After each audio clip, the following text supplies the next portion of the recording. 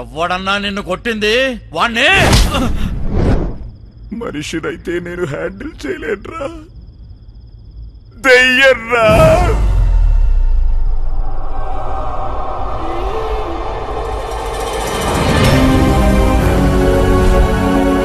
ఏంటి లేవలేకపోతున్నాడా? అయ్యి బాబు గట్టిగా రోకండి. సీక్రెట్ గా డాక్టర్ని తీసుకెళ్తున్నాడంటే ఇందులో ఏదో నిగూఢ రహస్యం ఉంది. ఏమిట్రా తమ్ముడు, ఈ అబ్బాయి చెప్పింది నిజమేనా? అయ్యో ఇలా అయిపోయావేమిట్రా? బాత్రూమ్ లో కాలు జారి పడిపోయాడమ్మా. ఇవి పడిపోతే తగిలిన దెబ్బలు కాదు, ఎవడో కావాలని కసితో కొట్టిన దెబ్బలు. నువ్వు చెప్పిన దాన్ని బట్టి, నాకు అర్థమైన దాన్ని బట్టి ఈ మందెక్కిచ్చాను. నువ్వు చెప్పింది తప్పనుకో, కాళ్ళు చేతులు రెండు పడిపోతాయి. డాక్టర్ గారు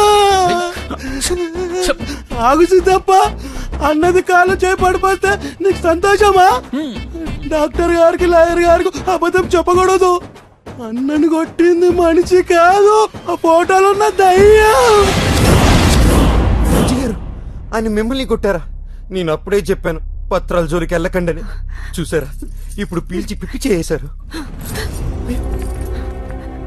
అమ్మా, విషయం దాచిపెట్టి మిమ్మల్ని మోసం చేశారన్న కోపంతో ఈ పెళ్లి మాత్రం ఆపదమ్మా. లేదురా, వీడిని కన్నది నేనే అయినా పెంచింది నా తమ్ముడురా. వీడి పెళ్లి నా తమ్ముడు ప్రాణం మీదకి వచ్చిందంటే తమ్ముడు వద్దురా, పెళ్లి వద్దు, గిళ్ళి వద్దు, వెళ్ళిపోదాం. మనం ఇక్కడి నుంచి వెళ్ళిపోదాం. నా మాట వినమ్మా, వద్దు, ఈ పెళ్లి మాత్రం ఆపద్దమ్మా. అన్నయ్య నువ్వేనా చెప్పన్నయ్యా. అమ్మా ఏంటమ్మా, ఏం జరిగిందమ్మా? ఏమీ తెలియనట్టే మాట్లాడుతున్నారా? ఈ దెయ్యాల కొంప కట్నంగా ఇచ్చి ఈ పెళ్లి జరిపించాలని చూస్తున్నారా? అయ్యో అమ్మా, అంత మాట అనకండి. ఈ మహలంటే రాయుడిగారికి ప్రాణమమ్మా. మీకు ప్రాణం అని మా ప్రాణాలు బలి తీసుకుంటారా? అమ్మా, మా నాన్నగారు ఇక్కడున్న మాట వాస్తవమే, కానీ ఇంటి ఉన్నారులేండి. ఆయన ఎవరిని పడితే వాళ్ళని కొడతారా ఏంటి? ఏదమ్మా లాంటి ఎదవన తప్ప. ఏమండి మీరు ఇటండి. అన్నయ్య అన్నయ్య ఒకసారి తిని మొహం చూడండి అన్నయ్య. పాపం పెళ్ళి అవుతుందని ఎన్నో ఆశలతో ఉంది, పిచ్చిది. అమ్మా, నేను పెళ్ళంటూ చేసుకుంటే విశాలనే చేసుకుంటాను. నాకు అసలు ఈ మహలే వద్దు. సభాష్ అన్నయ్య, మనసు నోడులాగా మాట్లాడా. అస్సలు ఈ గొడవంతా ఈ బిల్డింగ్ పేపర్లలో వచ్చింది. సిద్ధప్ప, పేపర్లు ఎక్కడా?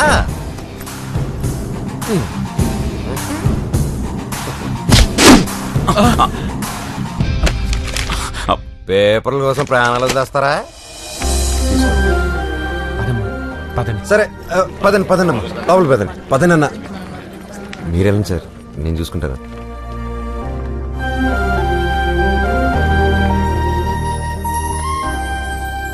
నువ్వు అనుకున్నంత ఎదవేం కాదురా. థ్యాంక్స్, కనీసం ఇప్పటికైనా తెలుసుకున్నావు.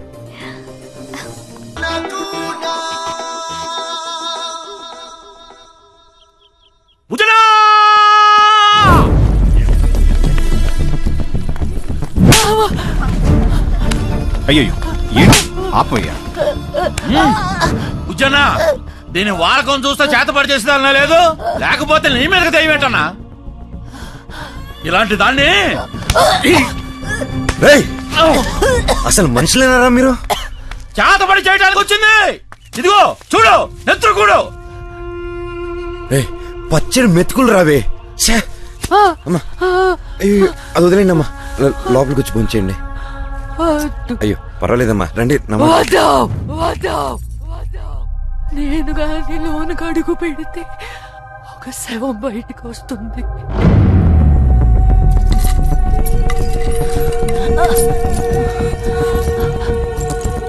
నా పాదం మంచిది కాదు. నేను మొదటిసారి అడుగు పెట్టినప్పుడు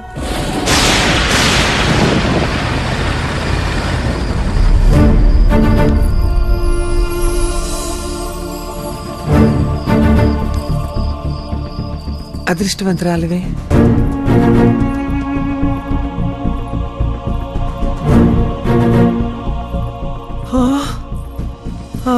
ఎంత బాగుంది. గంధర్వ మహల్ కి కాబోయే పట్టపురాణి అమృతవల్లికి స్వాగతం, సుస్వాగతం. ఏమత్తా, నీ ఇంటికొస్తే విటున్నవుతానన్నావు. అమృతవల్లిని మనువాడి మహారాణిలా చూసుకుంటానన్నాను.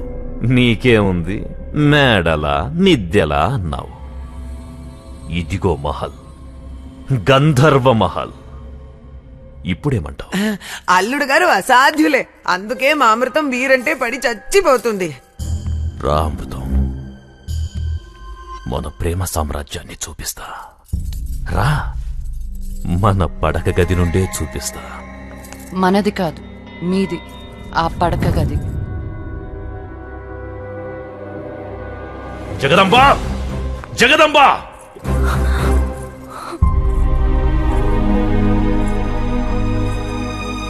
రా జగదంబ, మన అమృతవల్లి రాజ్యమత్త. చెప్పు, పెళ్ళైన ఇన్ని రోజుల్లో ఎప్పుడైనా నీ పక్కలో పడుకున్నా? తల దించకు, నేను తప్పు చేసిన వాణ్ణవుతానిక్కడ. చెప్పు, నేను నీ పక్కలో ఎప్పుడైనా?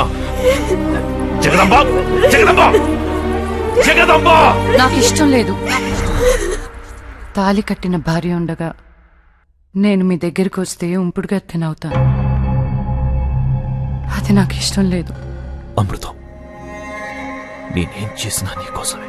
నా మీదే ప్రేమ ఉంటే ఇంకో అమ్మాయి మెడలో తాలి కట్టరు. అయ్యో అమృతం, ఆ తాళి కట్టిందే నీకోసం. నాకు తాలి కట్టి ఈ మహల్లోకి తీసుకొచ్చిన నన్ను రెండో భార్యగా చూడరు. ఎందుకంటే నేనొచ్చింది సంసారాలింటి నుంచి కాదు. మా అమ్మలా కాకుండా నాకంటూ ఒక తాలి సంసారం దొరుకుతుందని ఆశపడ్డాను. అందుకే మీ ప్రేమను కాదనలేకపోయాను. కానీ మీరింకో స్త్రీకి భర్తగా ఉంటూ మీరివ్వాలనుకుంటున్న ప్రేమను నేను తీసుకోలేను. ఈ జన్మకి ఒంటరి బ్రతికే చాలు, అది చెప్పేద్దామని వచ్చాను. మీరు కంగారు పడబాకండి, నేను ఒప్పిస్తాను కదా. ఒసి పిచ్చిదానా, ఆగు!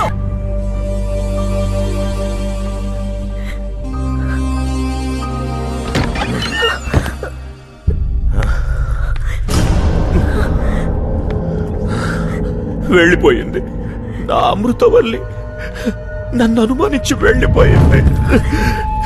నిన్న అబద్ధం చెప్పమన్నానా? నిజమే కదా చెప్పమన్నాను.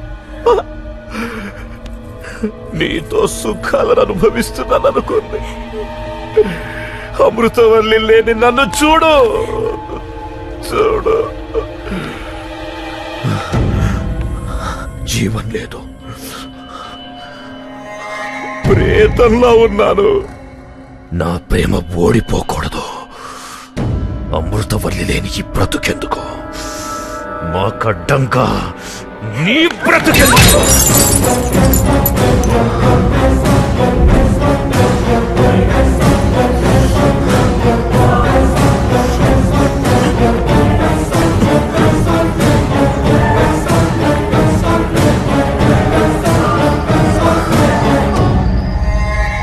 స్వచ్ఛమైన ప్రేమికులను విడదీసిన పాపం నీకొద్దు జగదాంబ.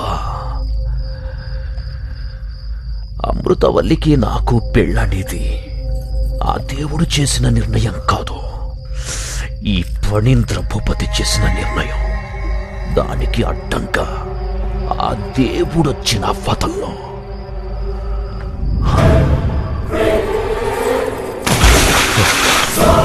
క్షమించు జగదాంబ, నీ త్యాగం గొప్పది, నా ప్రేమ ఇంకా గొప్పది.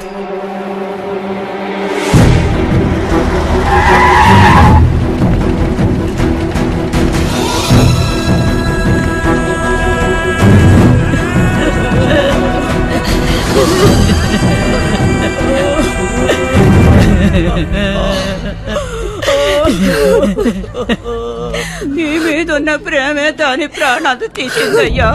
తన వల్లే నువ్వు ఇంట్లో నుంచి వెళ్ళిపోవాల్సి వచ్చిందనే బాధతో ఇంతగా ఇచ్చం చేసుకుందంటయ్యా, ఇంతగా ఇచ్చం చేసుకుందంట.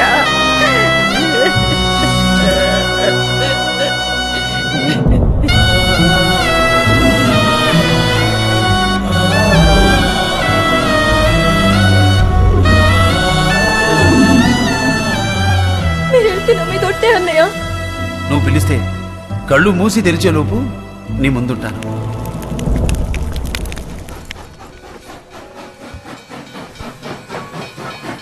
ఏమైంది శేషయ్య?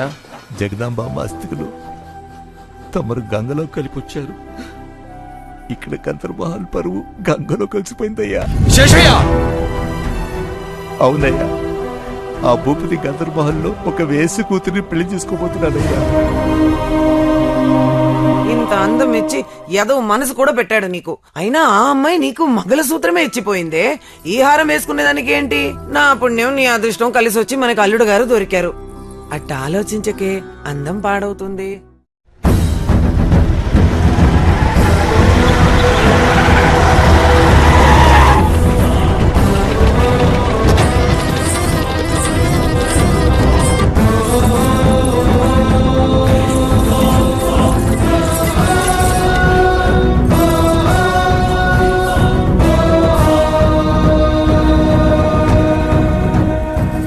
ఓహో, బావగారా,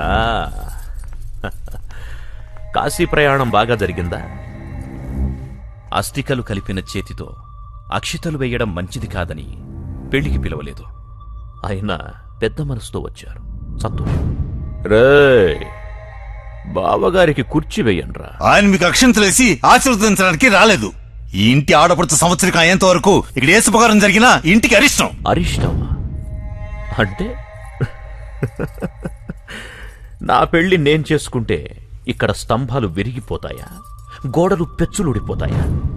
లేకపోతే పైకప్పు అమాంతం కూలిపోయి ఈ గంధర్వమహల్ నేలమట్టమైపోతుందా? రేయ్, నీలాంటి మూర్ఖుడికి ఈ గంధర్వమహల్లో గోడలు రాళ్లే కనిపిస్తాయిరా. కానీ మాకిది ఆలయం. పవిత్రమైన నా గంధర్వమహల్లో ఇలాంటి భాగోతాలు ఆడుతుంటే చూస్తూ ఊరుకోను. అంతగా నీకు పెళ్ళే కావాలనుకుంటే ఇక్కడి నుంచి బయటికి పో. ఎవరింటికొచ్చి ఎవరిని పొమ్మంటున్నావు రాయుడు? గంధర్వమహల్ నీది అన్నది గతం. ఇప్పుడిది నాది. ఇక్కడ పెళ్ళంటూ జరిగితే నాకు అమృతవల్లికే జరుగుతుంది. కాదని ఎవడాపుతాడో చూస్తాను. రాయ్, కొట్టండి బాసికం. రేయ్, వద్దు వద్దు, మీ గొడవ వల్ల పీటల వరకు వచ్చిన పెళ్లి ఆగిపోయిందంటే దీని బతుకు బజార్ పాలైపోతుంది. ఊరందరికీ న్యాయం చేస్తారంటారు, నా కూతురికి అన్యాయం చేసి దీని ఉసురు పోసుకుంటారా? చూడండి, ఇది మాత్రం మీ చెల్లెలాంటిది కదా బాబు. నోరు ముయ్యవే. గంధర్వమహల్ ముందుకి పొరపాటున వచ్చినా చెంగుచాటును మొహాన్ని దాచుకుళ్లే సాలి ఉండవి. నీ కూతురికి జగదమ్మకి పోలిక. బయటికి వెళ్ళండి, బజార్ పుట్టాల.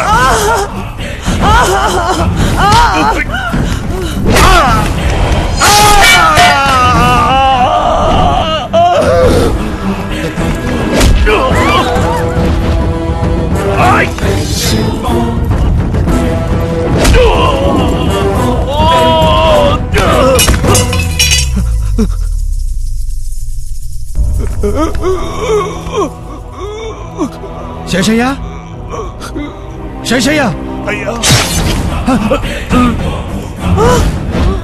అయ్యా, అయ్యా.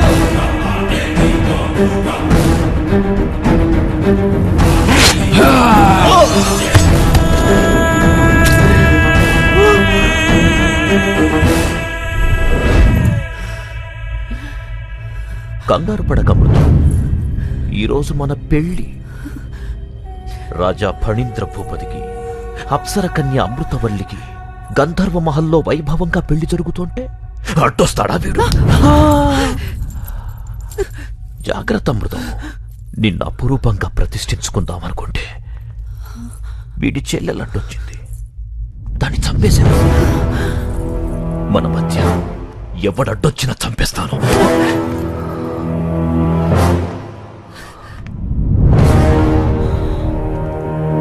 ఇంకా బ్రతికే ఉన్నాడా?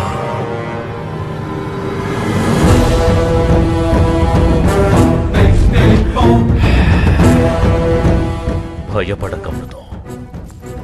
మన పెళ్లి మంటపం సాక్షిగా నీ మెళ్ళో తాళి కడతాను. కాని పక్షంలో నేను నీ ఫణీంద్ర భూపతినే కాదు,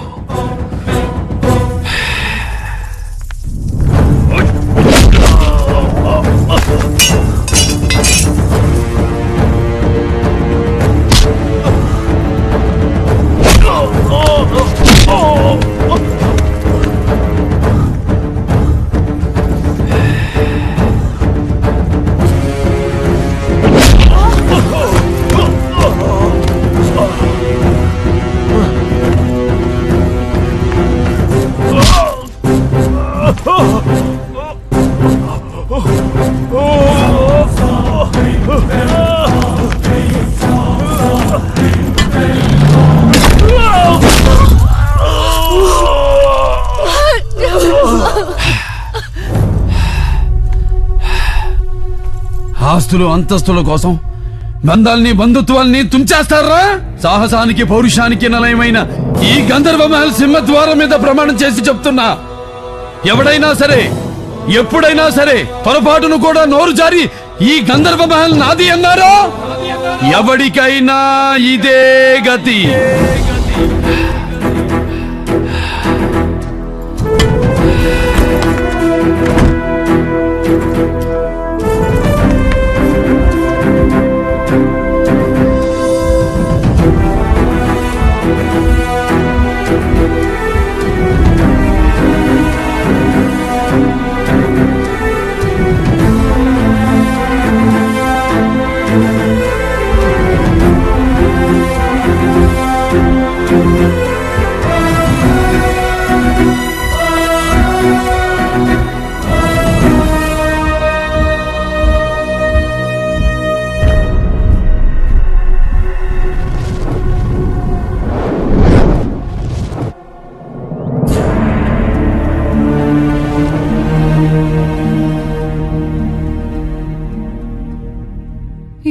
ఈ గంధర్వ మహల్ ఇలాగే శిథిలం అయిపోతుంది అనుకున్నాను. కానీ ఇన్నాళ్లకు కలకల్లాడుతూ మళ్ళీ చూశాను. మళ్ళీ ఇంట్లోకి అడుగుపెట్టి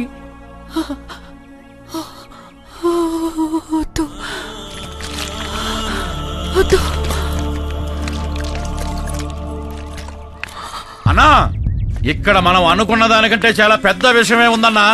ఈ పెళ్ళయ్యే వరకు మనం ప్రాణాలతో ఉండాలంటే పెద్ద భూత వైద్యుని తీసుకురావాల్సిందే.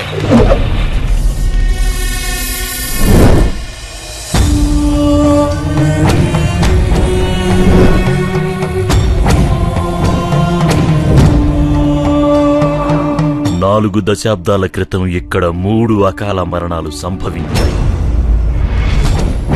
1813, 1-8-9 భారతీయులు అదృష్టంగా భావించే సంఖ్య. శుభం 13 విశృంఖల నాగరికతతో విర్రవీగే పాశ్చాత్యులను సైతం గడగడలాడించిన సంఖ్య. అశుభం ఈ సంఖ్యలో ఉన్న శుభ అశుభాల్లాగానే ఈ మహల్లో ఎప్పుడూ మంచి చెడు ఎదురుపడుతూనే ఉంటాయి. అద్భుతమైన ముఖవర్చస్సు, ఆ చూపులో తేజస్సు, అణువణువున ఉట్టిపడే రాజసం, నమ్ముకున్న వారికి దేవుడు, నమ్మక ద్రోహుల పాలిట యముడు, అకాల మరణమైన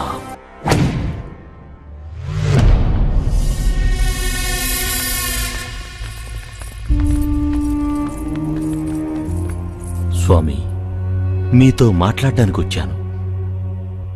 అది మీరు అనుమతిస్తేనే.